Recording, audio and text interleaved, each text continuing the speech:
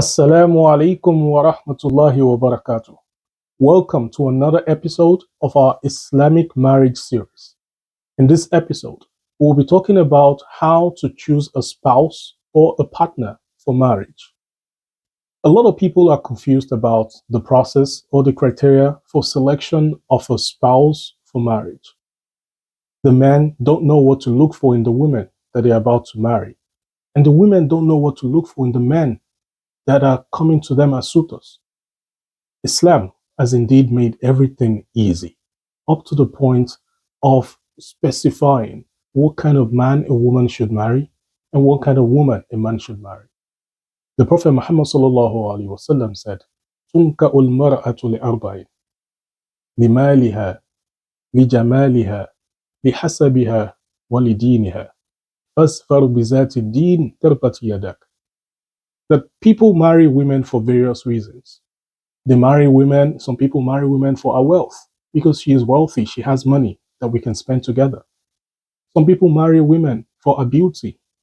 Maybe she doesn't have money, but she's beautiful. I like the way she looks. I'll marry her for that. Some people marry women for a background. Maybe she comes from a wealthy family. She's the daughter of a wealthy man, a businessman, a king, or from a noble family. Walidiniha. Some people marry women for their religion. And in fact, in contemporary times, the reasons are even more. Some people marry women for their level of education. Some people marry women for their smartness, for various reasons, for properties, and so on and so forth. But the Prophet ﷺ said, "Fazfar bizati din."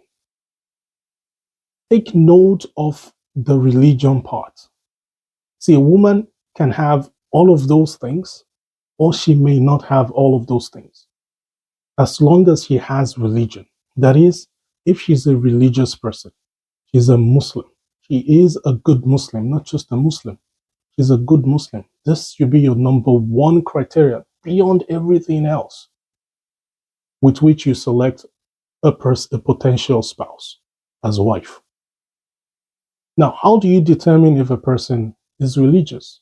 How do you determine that a person is a good Muslim? Well, there's really no way to tell specifically. But there are some things that you can look at. For example, what community is she a part of? Is she known to contribute or to volunteer in a local Islamic community? Not just local community, but a local Islamic community. What role does she play in a local Islamic community? Who is her imam? Who are her parents? What does religion look like in their family?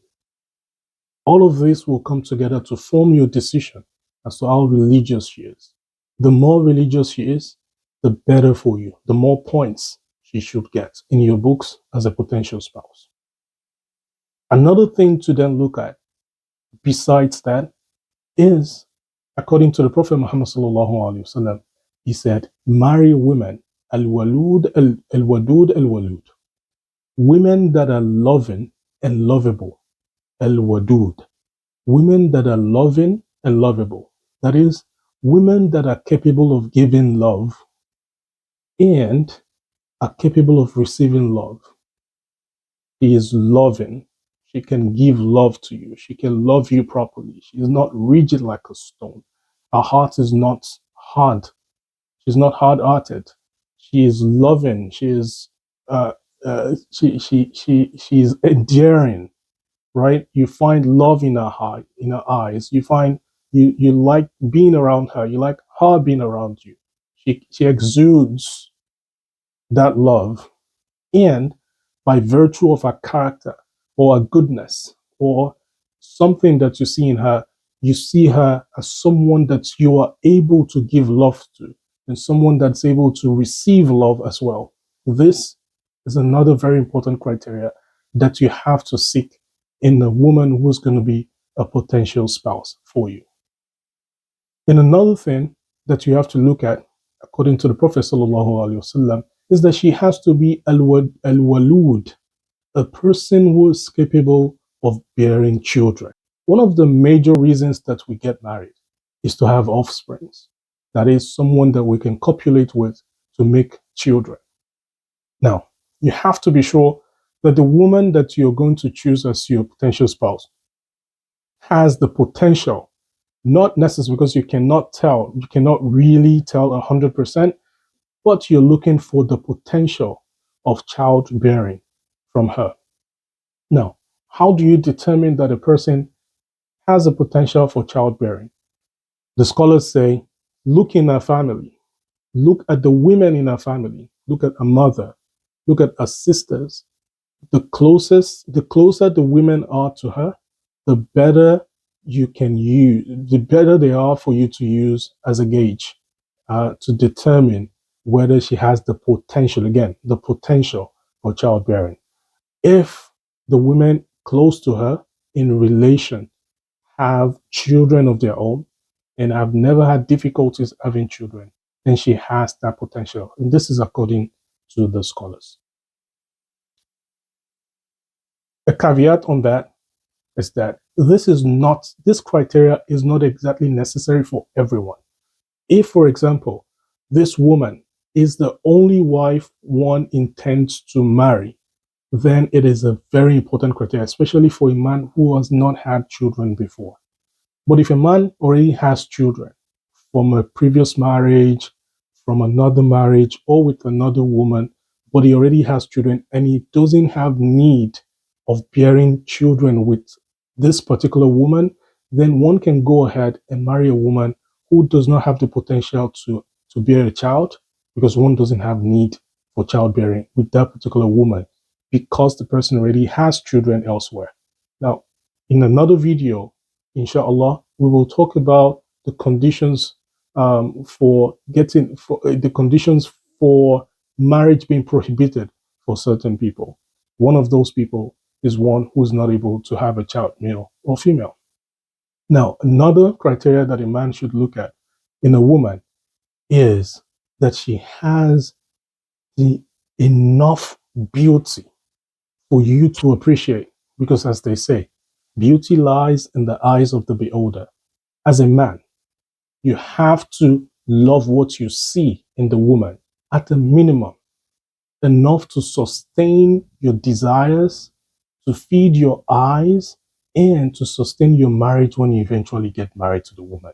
Because it will then make no sense that then you get married to a woman and suddenly she is not beautiful enough for you. No, you have to have seen that minimum level of beauty that you believe will sustain your eyes for a long time with this woman before you choose her as a potential spouse. Finally, for a man, well, last but not the least, and definitely there will be other criteria that one can look at, but these are the really important ones, is that one try as much as possible to marry a woman who is far out in relationship, not too close in familial relationship. While it is fine to marry a cousin, for example, it is better to look outside of the family tree to find a wife. This, the scholars say, would expand the social relationship that we build as human beings amongst ourselves through the in-law relationship that we create from marriage. If we keep marrying in between our own family tree, we're not expanding that in-law relationship. We're just keeping it within the family. But the more expanded that relationship gets, the better for the Islamic community as it continues to grow and it expands outwardly. And these are the criteria for a man to look at in a woman. For a woman, it's even easier than it is for a man. The Prophet Muhammad sallallahu alaihi wasallam said, for a woman, إِذَا أَتَاكُم مَّن تَرْضَوْنَ دِينَهُ وَخُلُقَهُ فَزَوِّجُوهُ وَإِن لَّمْ تَفْعَلُوهُ تَكُنْ فِتْنَةٌ فِي الْأَرْضِ وَفَسَادٌ كَبِيرٌ. That when a person comes to seek a man's daughter's hands in marriage, either the person comes to seek the woman's hand in marriage or goes to the father to seek the daughter's hand in marriage. If a person comes to seek your hand in marriage, again, whether directly or indirectly, and you look at the person and you see in them that they are religious, that is, they're good Muslims, and they have good character. The same way we talked about determining whether a woman is a good Muslim applies to determining whether a man is a good Muslim.